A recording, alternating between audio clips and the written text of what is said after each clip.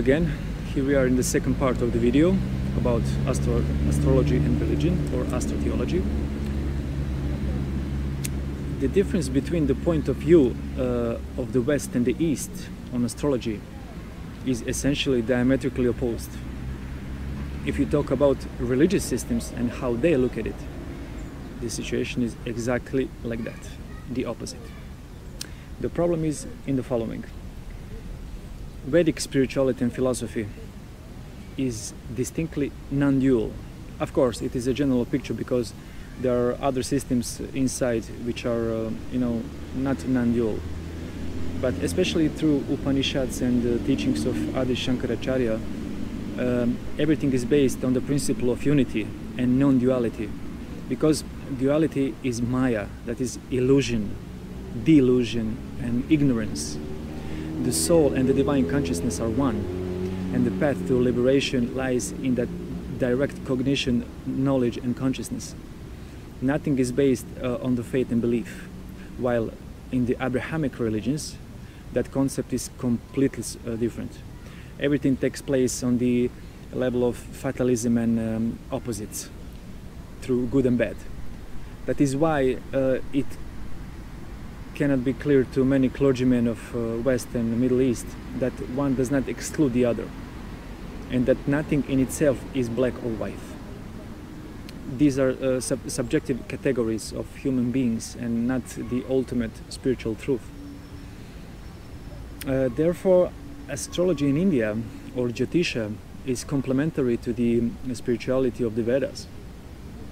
Some Brahmins, priests, have always used these spiritual teachings of Jyotisha.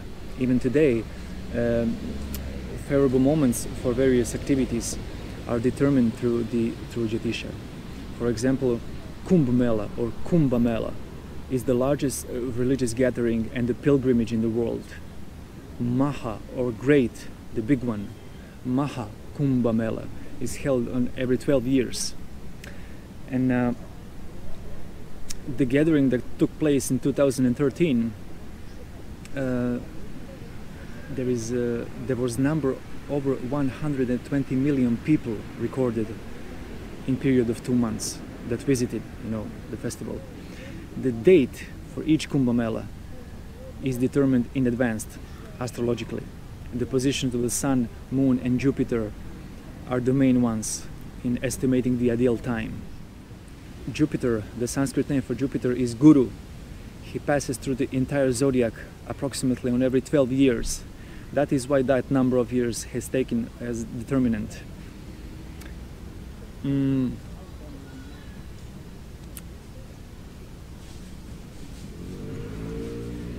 4 locations in India, the Kumbamela is being held, and the Kumbamela of Haridwar, it appears to be the so-called original Kumbamela, since it is held according to the astrological sign Kumbha, which is Aquarius, and because there are several references to the 12-year cycle of it. So Kumbha means a clay pot or urn. When you look at the sign of Aquarius, represented by a man that holding a clay pot or urn, with water inside, but it is not a water, it is Amrit, divine nectar. So Kumbha is also a term in Jyotisha for the sign Aquarius. Very interesting connection. So when Jupiter, especially when Jupiter is in sign of Aquarius on every 12 years, is connected to one of the Kumbamelas. Also in India is considered the country where the least divorces happen. One of the reasons is the strong tradition as well, believe it or not. Marriages and compatibility of partners is always seen in detail through Jyotisha, through synastry. Whatever the modern world looks, whether they saw it as a superstition or outdated, those are the facts, and that works. In Christianity and in the context of astrotheology, the 12 apostles are associated with 12 astrological signs. The Father, the Son, and the Holy Spirit are Trinity connected to the Sun. Mary, the mother of Jesus, is the moon. and the 4 Gospels are the 4 seasons. Also the wise men from the east, the kings, also known as magis, were astrologers, one from Persia, the other from India, and the third one from Babylon. Theology views the stars, the sun and the moon as proof of God's glory and worships him for what he did, while astrotheology views creation as a symbol of the divine. There are various theories and beliefs about the birth of Jesus. Was it also only symbolical and completely logical, explained through astrotheology, or does it really happen? Some claim that historical data of the existence of Jesus does not exist, others that they do. Some put emphasis on the so-called unknown or missing years of Jesus. This period is not described in the New Testament, so it is often treated as a concept in the literature of esoteric. And to know one important thing here, terms like esoteric, occult or mystical basically means neither bad nor good. It refers only to the hidden or secret knowledge. The same knowledge which should remain hidden because it is also incomprehensible to the most of people. And priests do not reveal much of knowledge. In order to find out, you must first go through a temptation or to be a novitiate, and if you show yourself worthy, if you prove yourself, then you can become a monk. And only then can you expect certain secrets to be revealed to you. It is the same with astrology. It was not meant for everyone. It was not intended, not a thing for the masses. Only highly spiritual people should be practice astrology. So that is why astrology is sometimes called esoteric science. So use your brain and explore the roots of the words and what they actually mean. Do not draw a superficial conclusion in advance by believing what priests and clergymen deliberately deceive you with.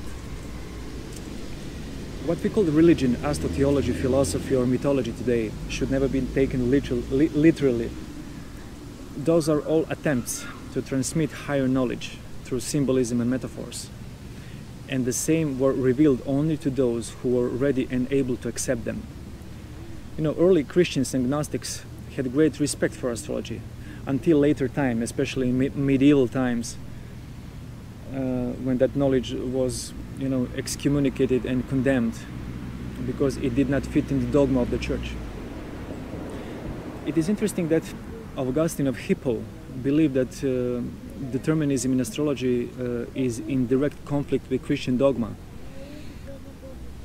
so-called free will of man as well as his own responsibilities, which is absurdity in itself, because astrology is not determinism, not even Jyotisha as a system.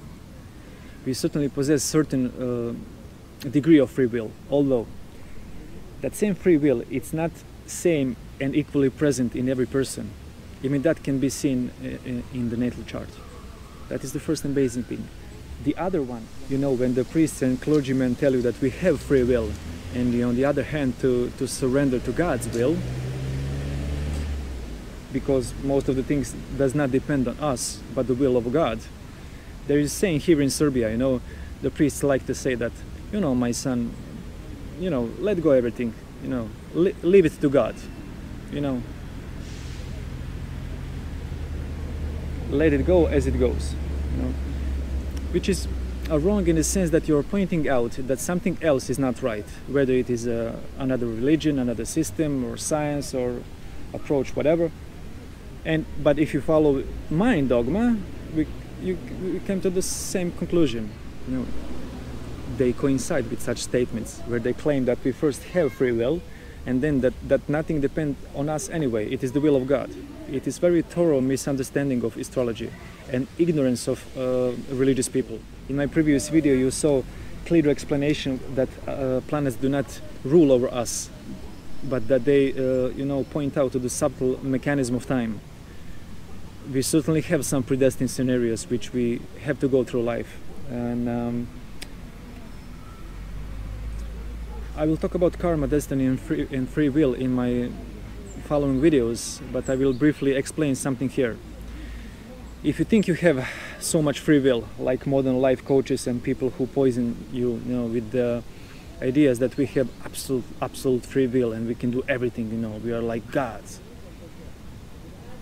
First and foremost, you will be in some other position right now, and not where you are in this very same moment, if you really have some that free will as you think you have. If you really have so much free will and that power, and that everything depends solely and exclusively on you, you will definitely be on some other place, or some other position, a better position, or whatever, than you are today. So, the other thing, imagine that you have to travel from point A to point B. For example, I took in my Serbian version of this video, I said that if you travel from Višnjica and you go to Zemun,